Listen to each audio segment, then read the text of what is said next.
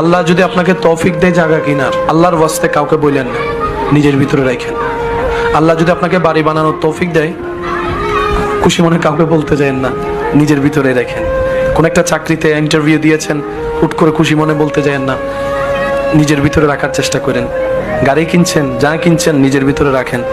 হয়তো আপনি যে চিন্তায় অন্যকে নিজের সুখটা শেয়ার করছেন, এটা অনেক সময় হয়তো হিতে বিপরীত হয়।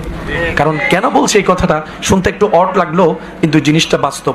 কারণ বদনজর বলো একটা শব্দ আছে, আর মানুষের কাছের প্রিয় মানুষের বদনজরটা একটু বেশিই লাগে, নজরটা একটু বেশিই লাগে। আর এই নজর ব্যাপারে নবী রহমাতুল্লিল আলামিন হাদিসে পাকে কিন্তু সাবধান করে গিয়েছেন। সেজন্য আপনার এই জীবন চলার পথে আপনার যাই আল্লাহ পাক দিয়েছেন, দিচ্ছেন, দিবেন, নিজের ভিতরে একটু কষ্ট করে সেভ করে রাখার চেষ্টা করবেন। ঘটনা পরিপূর্ণ না হওয়া পর্যন্ত কাউকে বলার দরকার না, হয় হিংসুক বেড়ে যাবে, ঈর্ষাকারী বেড়ে যাবে, নজর দেনেওয়ালা বেড়ে যাবে, প্ল্যানিং করে না মানেওয়ালা বেড়ে যাবে। কাজটা পরিপূর্ণ হওয়ার পরে আগে রবের দরবারে 2 রাকাত শুকরিয়ার আদায় নামাজ করবেন।